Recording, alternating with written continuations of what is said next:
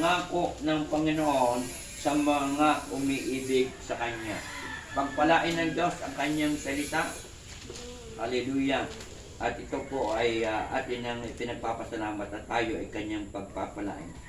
Kung ating iisa-isahin, unang-una sa mga anak ng Diyos, anong unang salita? Mapalad. No? Mapalad ang nanampalataya sa Panginoon, mapalad ang sumusunod sa Panginoon, mapalad ang lahat na naglilingkod sa Diyos. Makinig.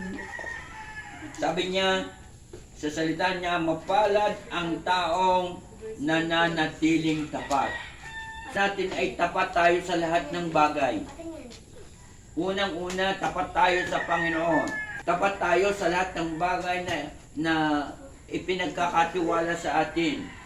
Kung tayo pinagkakatiwalaan ng Diyos, ay masigit tayong maging tapat sa Kanya. Amen? Katapatan natin ay higit ang katapatan ng Diyos. Amen. Ano sabi ng Lord?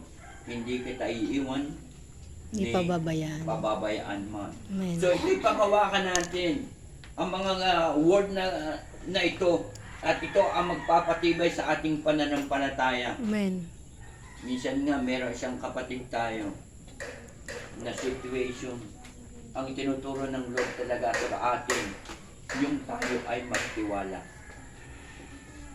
Kaya bakit? Ito po ay naranasan namin. Kung lalapit ka sa magulang mo, lalapit ka sa kapatid mo, lalapit ka sa iyong kamag-anak at sasabihin sa iyo, nagpalit ka ng relihiyon. Kasi dati tayo, alam natin may Diyos, pero wala tayong relasyon. Pero nung tanggapin natin si Jesus as Lord and Savior, tayo ay naging anak ng Diyos. Kung tayo anak ng Diyos, tayo ay mayroong tatay, may tatay tayo sa langit. Amen. No? At ang sabi nga niya, tawagin natin siyang tatay. Amen. Ipinakilala ni Jesus, tayo ay may tatay sa langit. At ito yung itinuro ng Lord. Hallelujah. Yung about prayer. Nasabi ito ay a prayer ng mga apostol. Ito po ay prayer na itinuro sa mga apostol. Ano sabi doon? Yung unang talata doon. Sabi, Ama namin Nasa langit.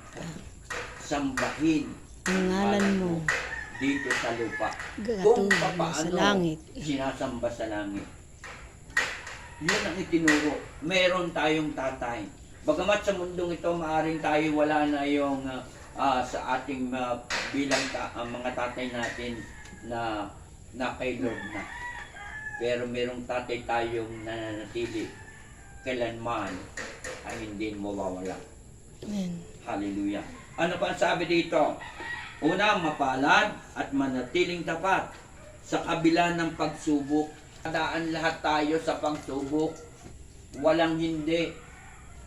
Bakit? Ano ang ibig sabihin ng pagsubok? Para patunayan natin may Diyos.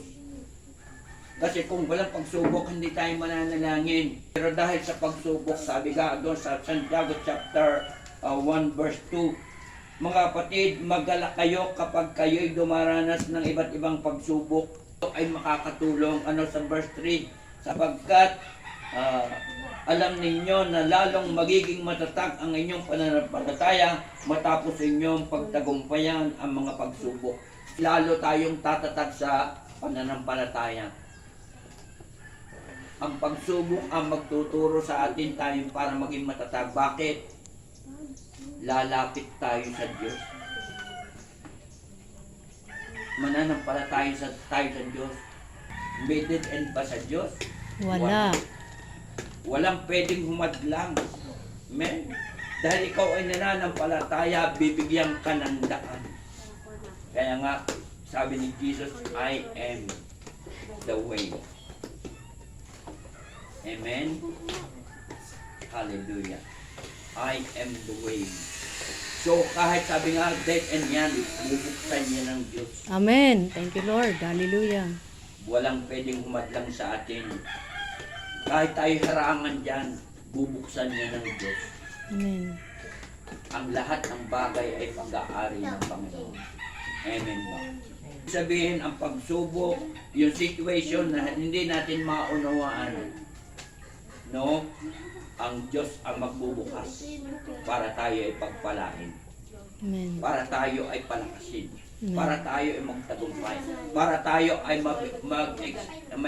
magkaroon ng extension ng buhay. Yung karanasan ko, isipin mo, sabi nga ay naging kampante. Naging kampante ang sarili. Pero hindi natin alam, meron palang darating na hindi mo inaasahan. Pero by the grace of God, Amen. dahil sa kabutihan ng Panginoon, ganun lang ang ipinaalala sa akin ng Panginoon. Ibig sabihin, ang paalala ay gamot sa Tao, nakakalimot. nakalilimot. So, ibig sabihin, pahalagahan natin ang paalaala ng Panginoon. Amen ba? Sapagkat matapos siyang subukin, tatanggap siya ng putong. Ano ba yung sa pagkakaintindi sa putong? Corona. Corona. So, ibig sabihin, may crown. Sa bawat tagumpay natin, may crown. Amen. Sa bawat tayo ay nagtatagumpay, mayroong inihalaan ng Diyos na tayo ay may crown. Tayo ay bibigyan ng crown. Doon po sa 1 Peter chapter 5 verse 4, ang sabi rito, at pagparito ng Pangulong Pastol ay tatanggap kayo ng maningning na korona na di kukupas kailanman. Ang crown, ano yung crown natin? Hindi magbabago. Amen. Yung crown na pinagkakalaw sa atin ay hindi magbabago kailanman. Hindi magpe-fade. Yung mga, sabi nga dito, kung tayo may mga crown minsan dito, makaring magbago, maluma. Pero yung crown na ibinibigay ng Diyos sa atin ay hindi kukupas. Revelation chapter 2 verse 10. Huwag mong katakutan ang mga pag-uusik na malapit mo nang danasin. Hindi natin kailangang katakutan, no, ang pag-uusik na malapit mong danasin. Tanda, ipabibilanggo ng dyablo ang ilan sa inyo bilang isang pagsubok. Magtitiis kayo sa loob ng 10 araw. Manatili kang matapat, sabi ng Panginoon, manatili kang tapat hanggang kamatayan at ipagkakaloob ko sa iyo ang putong ng buhay. Lahat ng tao ay dadaanan nito. Walang hindi. Ito po ay naranasan ng lahat ng mga apostol. Naranasan ito ng mga Bible character. Lahat po ito'y naranasan, pero yung pananampalataya at pagkatapatan sa Panginoon ay nananatili at sila po ang nagkamit ng buhay na walang hanggan. Amen. Mamaya isa-isahin natin kung sino yon. Maging dito po sa Revelation chapter 3 verse 11, 3:11, narito rin po. Hallelujah. Na ano sabi dito? Darating ako, sabi ng Panginoon, at lalong madaling panahon, sabi ng Lord. Ingatan mo ang katangiang nasa inyo upang hindi maagaw ninuman ang inyong korona. So anong sabi ng paalala rito? Darating ako sa lalong madaling panahon, ingatan mo, sabi ng Panginoon, ingatan mo ang mga katangiang nasa inyo. So anong katangian natin na mula sa Panginoon na meron tayo? Anong katangian ng Diyos na ibinigay sa atin na ating pangangalagaan? Ano ang calling? Ano ang gift na ibinigay sa atin ng Diyos na dapat nating alagaan? Hindi natin yung calling sa atin at ito'y malalaman natin sa ating sarili, sa ating pananampalataya, yung pagkakatawag sa atin at yung gift sa atin. Kung sabi nga, maraming gift ang Lord, Romans chapter 12, na nakapaloob dito po, yung kaloob na ito. Gamitin natin ang kaloob na yan Kung pagpapahayag, kung tayo binagkalooban ng pagpapahayag, magkaloob tayo ng pagpapahayag. Bawat isa ay may sukat ng pananampalataya. Maging doon sa verse 7, kung naglilingkod, maglingkod tayo at magturo ang tumanggap ng kaloob ng pagtuturo.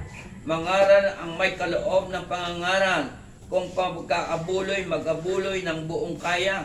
Kung pamumuno, mamuno ng buong sikap. Kung magkawang gawa, gawin ito ng buong galak. So, may kanya-kanya tayong antas ng pananampalataya.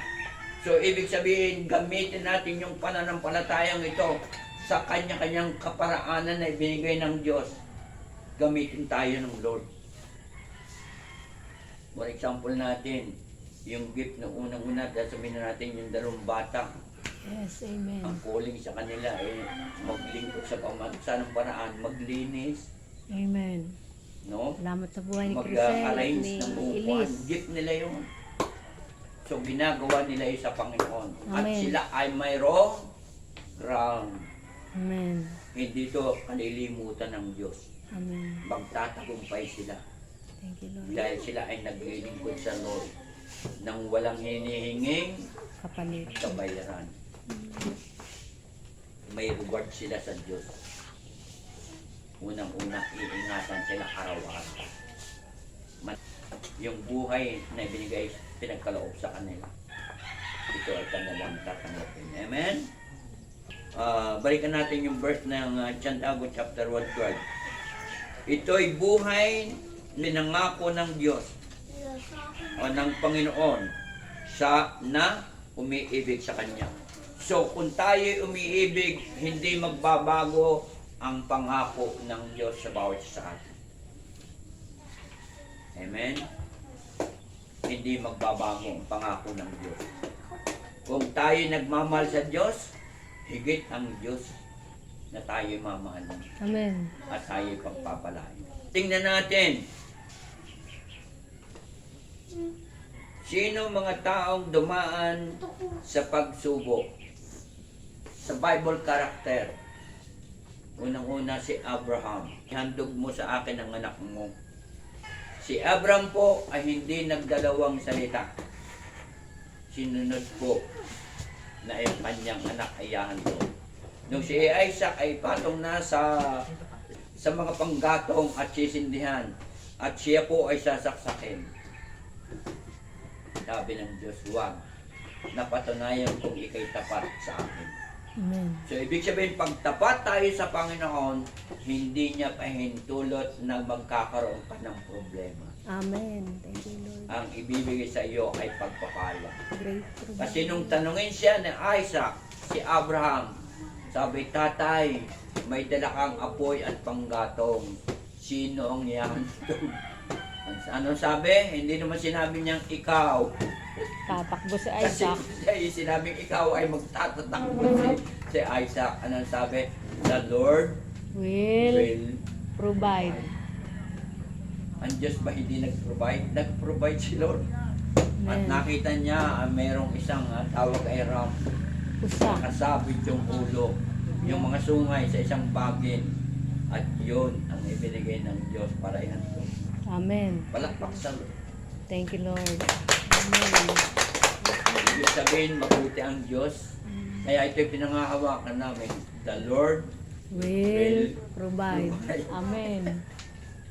Totoo ang Diyos. Sino pa ang nakaranas? Si David.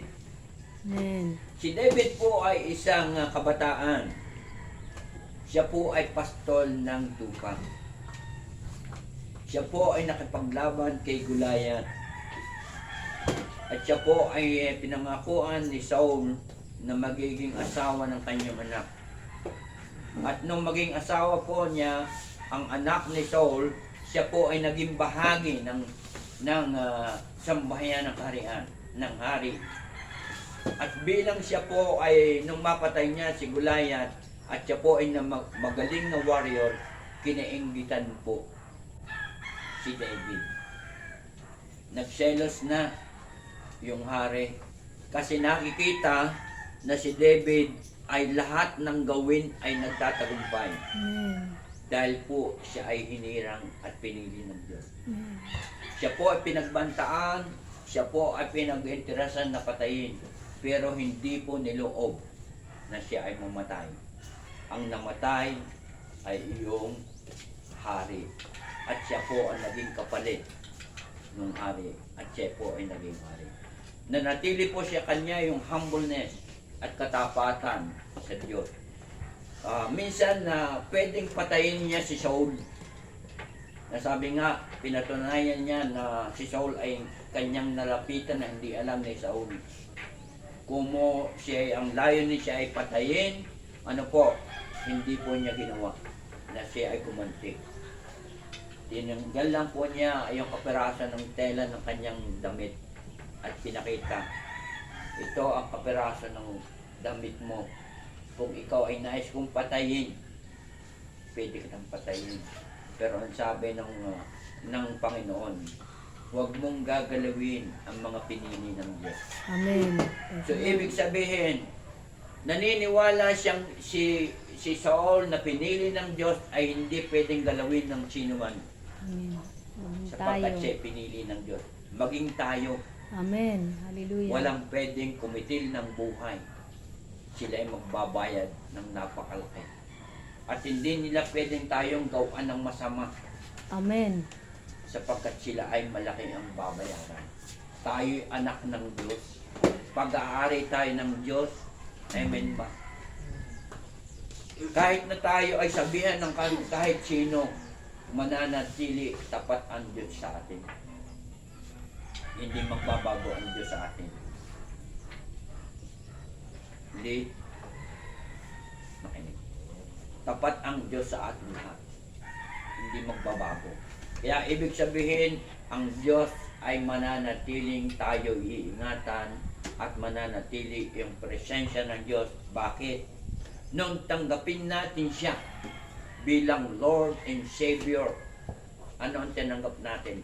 Holy Spirit. Amen. Yung Holy Spirit, hindi ito makukuha kahit kanino. Maaaring tayo bautismuhan sa tubig. Pero yung Holy Spirit na bumaba kay Jesus, yun din ang Holy Spirit na meron tayo. Saan galing yung Holy Spirit? Sa heaven, Sa langit. sa langit. So, ibig sabihin, pag tayo may Holy Spirit, pag-aari tayo ng Diyos, Amen. at sa Diyos tayo uuwi. Lahat tayo dito sa mundo ay pansamantala. Wala pong nanatili. Maging basahin yung Bible. Walang Bible character na nanatili sa mundo. Lahat umuwi Lord. Yung nananampalataya. Pero wala kang pananampalataya, wala kang relasyon sa Panginoon, hindi mo mararanasan mo. So, minsan nga, nakakaawa ang mga taong walang pagkakilala sa Panginoon. Ang alam lang nila, sila'y nabubuhay, kailangang mabuhay, kailangang magtrabaho, kailangang gawin nila ang araw-araw nilang obligation. Pero hindi nila alam na may Diyos. Wala silang nalalaman about God. Alam nila may Diyos, pero hindi sila naniniwala. Hindi sila nananampalataya. Ang alam lang nila, may Diyos, pero wala silang Diyos sa puso. Amen. Kung may Diyos sila sa puso, laging priority nila ang Diyos. Kaya ang sabi ng Lord, seek ye first the kingdom of God and His righteousness, and all these these things. things shall be added unto you. So, ibig sabihin, unahin natin ang Diyos, unahin natin ang pagsunod sa Diyos, at ang lahat ng bagay ay mararanasan mo ang lahat ng pagpapala. Amen. Unang-una ang pag-iingat ng Diyos. Kalakasan, karunungan, pananampalataya. Ito po ay hindi mo kuha sa sanlibutan. Sa Diyos lang natin ito makukuha. Paano malalaman ng tao na mayroong Diyos? Kung hindi aatin, hindi magbabasa ng Bible, kung hindi makikinig about faith. Sabi nga doon sa Roma chapter 10 verse 17, ang pakikinig ang pagmumulan ng pananampalataya kung may mga ngaral about kay Kristo. So napakahalaga ang makinig, napakahalaga ang pag-attend sa gawain ng Diyos. Amen. tayo po ang pagpapalain. Tayo po ang may buhay na walang hanggan. Paano magkakaroon ng buhay na walang hanggan ang walang pagkakilala sa Diyos, walang relasyon sa Diyos?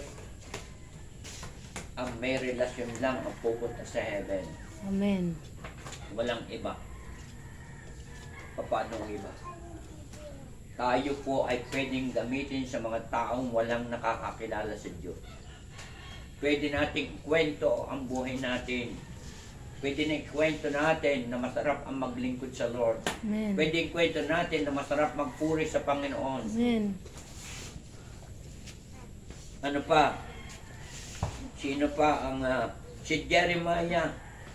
Siya po ay nabilanggo. Siya ay kabataang propeta.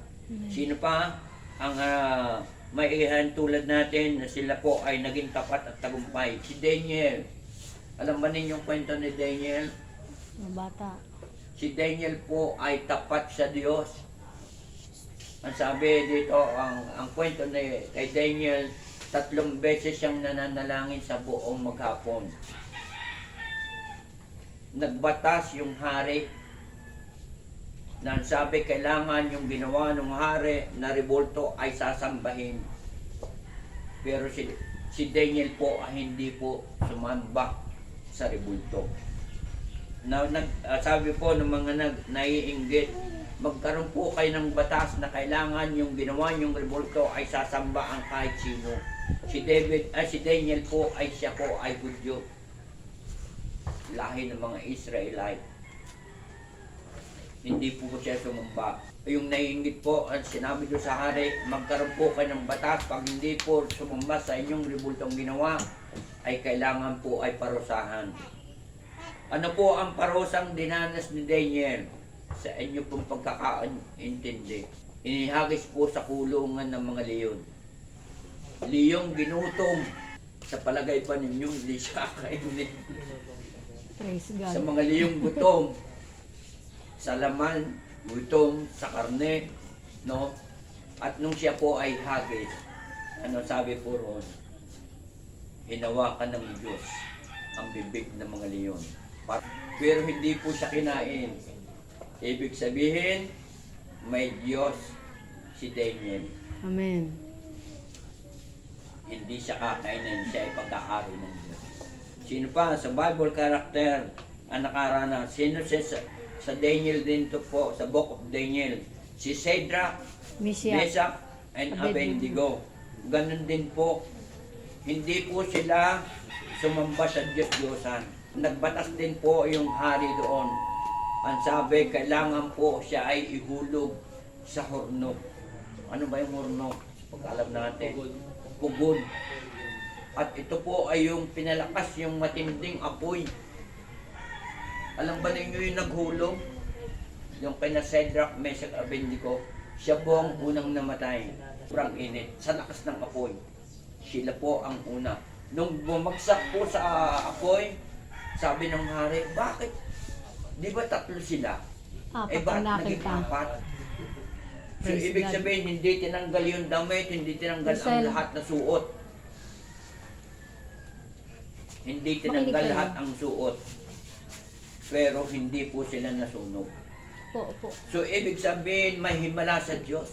Amen. Kung tapat tayong naglilingkod, tapat tayong sumusunod, hindi natin mararanasan. May pagsubok. At ito yung patunay na kanilang naranasan ang pagsubok. Amen. Pero hindi nagtagumpay ang diablo. Hindi nagtagumpay ang kaaway. Hindi nagtagumpay ang sistema ng mundo. Ang nagtagumpay ay kapangyarihan ng Diyos. Amen. Ang Diyos ay mananatiling Diyos kailanman. Siya ay Diyos noon, ngayon, at kailanman. Hindi siya nagbabago ang iyang kanyang kapangyarihan. So, ibig sabihin, napatunayan sa Book of Daniel, kay Daniel, kay Meshach, Shadrach, and Abednego, napatunayan nila na totoo ang Diyos. Kung sila'y naranasan nila yon, hallelujah, maging si Pedro naranasan na ikinulong sila. Maging si Pablo naranasan na nakulong din sila. So So, dapat ba natin katakutan na maglingkod? Hindi. Dahil meron tayong katuwang at magliligtas sa atin. Sila ba ay napatay sa time ng paglilingkod? Hindi. Yung tamang oras nila umalis, pumunta sa Panginoon. Amen. Praise God. Ibig sabihin, lilisan ang lahat. Pero may katiyakan ng ating buhay. Amen. Dahil kay siyang unang-unang nangako sa atin, hindi kita iiwan ni bababayaan man. Ano pa sino pa? Higit si Jesus. Praise God. Si Jesus po ay lahat ginawa niya, lahat ipinakita na niya about God. Pero ang taong naiinggit, may gagawing masama. Lahat na naiinggit. Tandaan nyo, may mga taong may inggit sa atin. Kahit wala tayong ginagawa. May inggit, patutunayan nila, gusto nilang patunayan, tingnan ko nga ang Diyos ninyo. Meron nga nagsasabi, nasaan ang Diyos niyo? Praise God. Bakit hindi ka humingi ng tulong sa Diyos mo? Ito yung naranasan ng isang kapatid. Pero ang Diyos hindi magbabago. Amen. Ang testimony, meron ng testimony. Iniwan ka ng iyong ama, ina, kapatid, at ang iyong anak. Pero may gagamitin ng Diyos May ginamit. Amen. para ikaw yung paglingkuran. Praise God. Yung kasamahan niya sa room na hindi niya kano-ano, siyang tumutulong. Amen. So, ibig sabihin, magtiwala lang ang Diyos kikilos. Sabi nga niya, sino yung pinaglingkuran ng ibon sa Bible? Si Elijah. Siya po ay nagpunta sa ilang, natakot kay Jezebel. Wala siyang makain. Mismo ang Diyos ang gumising, bangon, kumain ka. Wala uwak. Uwak ang Amen. naglingkod para siya'y pakainin. Praise God.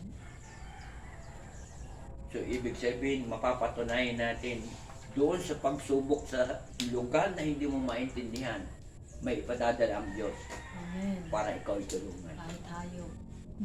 Kahit tayo, Praise God. kahit kay hayop na hayop.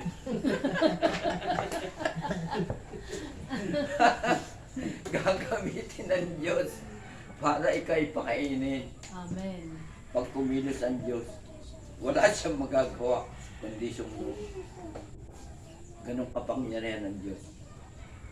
Kung iyong dagat, no, Nahati. nahati. Walang dead end sa loob. Kaya tayo laging magtatagumpay kahit nasaan magtatagumpay tayo.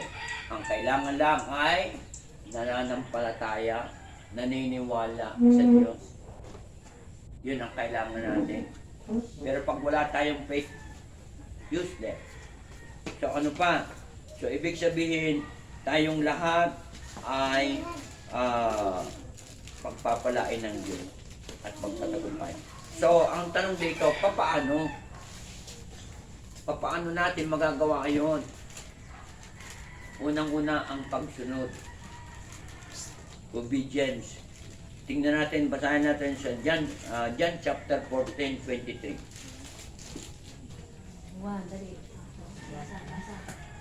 Diyan. Kung sino makakita, Pang-apat na John verse. 14:23.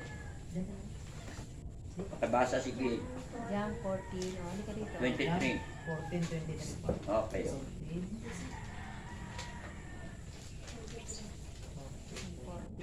Si John, 1, pakibasa. Sumagot si Jesus, ang umiibig sa akin ay tumutupad ng aking salita. Iibigin kita, iibigin siya ng aking ama at kami pupunta at mananahan sa kanya. Pag tayo ay tutupad, no? Malinaw dito sumagot si Jesus, ang umiibig sa akin ay tutupad ng aking salita. Ibigin siya ng aking ama. So ibig sabihin, iibigin tayo dahil tayo ay tumutupad, dahil tayo sumusunod. At ano pa sabi niya? ang isa sa Kanya, ibig sabihin kasama natin ang Diyos. Amen. Kasama natin ang Diyos. At ano pa ang sabi niya? Nasa ating buhay si Jesus. Nasa ating buhay ang Diyos. Kasi the Holy Spirit narito sa ating puso. The Holy Spirit nasa ating buhay. Amen. So, ibig sabihin kahit saan tayo pumunta, kasama natin ang Diyos. Na yung salitang Emmanuel, God with us. Kailangan tayo ay sumunod. Yun ang isang bagay na dapat natin gawin. Ano pa? Yung faith. Doon po sa Roma chapter 10:17, ang nakikinig. Kaya't ang pananampalataya ay bunga ng pakikinig, at ang pakikinig naman ay bunga ng pangangaral tungkol kay Kristo. So, ibig sabihin, napakahalaga yung pakikinig para magkaroon tayo ng pananampalataya. So, ibig sabihin, napakahalaga yung nakikinig sa salita ng Diyos. Napakahalaga yung ating pinakikinggan ang mensahe ng Diyos upang sa ganoon, sabi nga niya, sa bawat nangangaral tungkol kay Lord, kailangan ay merong nangangaral. Paano natin maikukwento sa kanila, sa mga taong walang Diyos, walang pagkakilala, at paano mabubuhay ang pananampalataya? Kailangan nating ikwento Amen.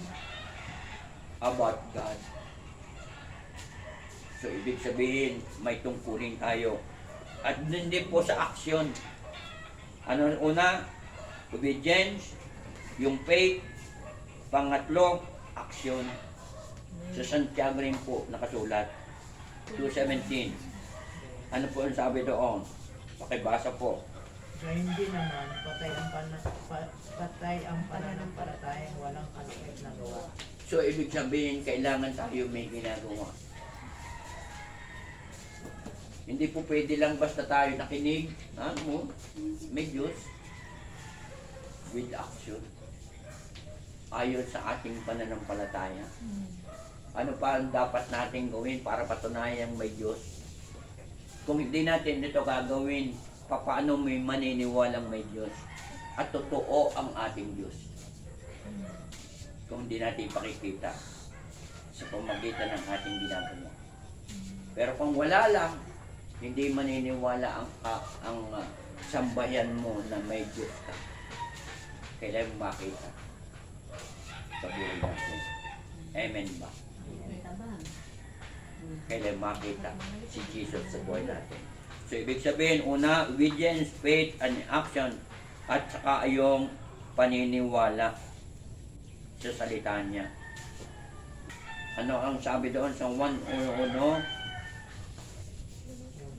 Unang-una ay ang salita. Nang simula ay naroon na ang salita. Ang salita ay kasama ng Diyos at ang salita ay Diyos. Napakahalaga ng Biblia. Amen. Malaga ang salita ng Diyos. Dito natin makikilala si Jesus. Dito natin makikilala ang Diyos. Dito natin makikilala ang Ama. Amen. Kung walang Biblia, wala pong pagkaalam tayo about God. So, ibig sabihin sa pagbabasa natin, kailangan nating intindihin at ang ating kausap ay ang Diyos. Naniniwala ba tayo doon? Bawat basahin natin, ang Diyos ang ating kausap. Amen. Ano pa? Sa Hebrews chapter 11 verse 1. Ang pananampalataya ay katiyakan na mangyayari ang ating mga inaasahan at paninindigan tungkol sa mga bagay na hindi nakikita. Ano mga bagay na hindi natin nakikita pero naniniwala tayong pagkakalooban tayo ng Panginoon? I-mention natin yung ang lahat na yun. I-mention natin. Sabi nga, gusto ko ay maging ganito, gusto ko maging ganito, gusto ko ito, gusto ko mangyari ito. Dahil tayo may faith, gagawin ito ng Diyos. Amen. Maniwala tayo. Amen ba? Amen. Awit chapter 1, 1-3. Pakibasa. Sa hindi kasiyahan niyang sumunod sa utusan ni Yahweh, binubulay-bulay niya ito sa araw at gabi. At Katulad ni punong kahoy sa tabi ng isang batisan, laging sariwa ang dahon at namumunga sa takdang panahon. Ano man ang kanyang gawin, siya yung tatagumpay. Amen. Malinaw. No? Kailangan maniwala tayo sa salita ng Diyos. Ang sabi doon, binubulay-bulay araw at gabi at anong palala rin. Sabi ko, mapalad ang taong hindi naakit niyong masasama. So, ibig sabihin, may mga masamang mga akit sa atin para tayo ay ibulit sa kasalanan, pero huwag tayong sasang-ayon. So, ibig sabihin, ito'y paalala ng Diyos sa bawat isa sa atin na huwag tayong aayon sa sistema ng mundo. Lalayo tayo sa sistema ng mundo. Ano pa?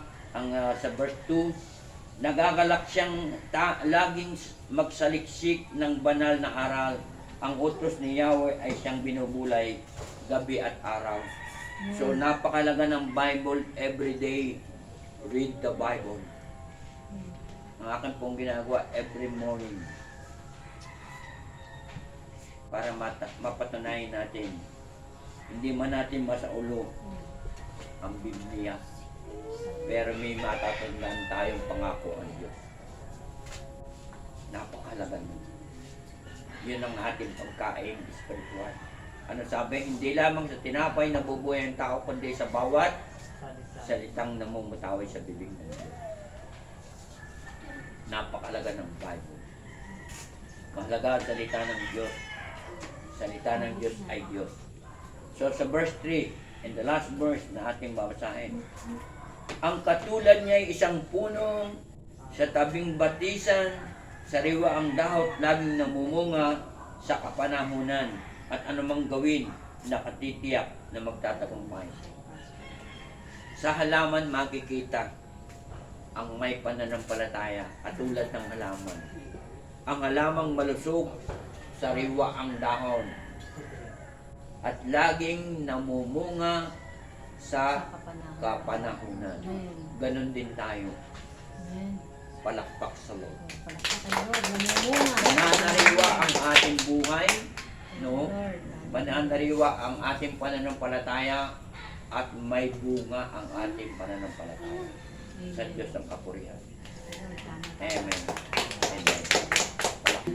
Purihin ka, O Diyos. Salamat, Ama. Salamat, Panginoon, sa oras na to. Salamat sa salita mo, yan, sa aming kalagitnaan. Sinabi mo, O Diyos, sa iyong salita, may 2 o 3 nagkakatipon sa iyong pangalan, ikaw ay dumuron. Lord, nandito ka sa amin. Nakita mo ang bawat puso namin, Panginoon, ng mga bata, ng mga may sapat na gulang. Pinakita mo, nakita ang iyong pagmamahal sa amin. Amen. Hindi mo tinitingnan ang aming kahinaan, hindi mo tinitingnan ang aming kakulangan, Panginoon. Ang tinitingnan mo, O Diyos, ay yung pagmamahal mo sa amin. Amen. Lord, salamat sa umagang ito. Salamat, O Diyos, na ang kapahayagan mo, Panginoon, ay manatili kami sa aming pananampalataya. Ano man ang dumating, nandun ka, Panginoon, sasakluluhan mo kami. Amen. Maging sa bagyong darating, Panginoon. Lord, naniniwala kami. Yes. Iiwas mo na ang Yes. lugar namin, Panginoon. Amen. Maging ang bansang Hindi, Pilipinas, manana ng O tao, Diyos, Panginoon. na ilalagay ito doon Walang sa buhay na kalangitan. mawawala. Lord, salamat, salamat, Panginoon. Hindi namin hawak ang kalamidad, Panginoon. Pero Diyos, ikaw ang lumikha ng lahat ng bagay. Kaya alam mo ang mabuti para sa iyong mga anak. Ama, salamat sa buhay ng bawat isa, sa bawat pamilya na representative na nandito, Panginoon. Pagpalain mo ang bawat isa, Panginoon. Ang kanilang mga magulang, ang kanilang pinagbubuhanan ng kanilang ikabubuhay, ang kinabubuhay ng bawat isa, Panginoon. Amen. Pagpalain mo, ingatan mo, Panginoon. Maging ang mga kamag-anak namin nasa ibang bansa, O Diyos. Patuloy, Panginoon, na ikaw mag-ingat sa kanila. Gabayan mo sila, Panginoon. Ilayo sa lahat ng kapahamakan, Panginoon. Maging nandito sa Pilipinas, sa mga mahal namin sa buhay, Panginoon. Patuloy, O Diyos, dalangin namin. Makasama namin sila sa paglilingkod sa iyo, Panginoon. Ama, salamat dahil Diyos kang mabuti na hindi, Panginoon, naiidlip, naging nakatingin sa amin. Alam mo ang nangyayari sa bawat isa. Kaya naman, Panginoon, sinasalit namin ang buong isang linggong ito, Panginoon. Ikaw ang gumabay sa amin mula sa oras na to, sa araw na to, Panginoon, hanggang sa darating na isang linggo. Diyos, ikaw ang gagabay sa amin. Kaya, Ama, salamat po at sa lahat ng ito, sa niyo po ang kapurihan at pasasalamat sa pangalan ng Panginoon. Amen. Sabi magsabi ng Amen. Thank you, Lord. Salamat po.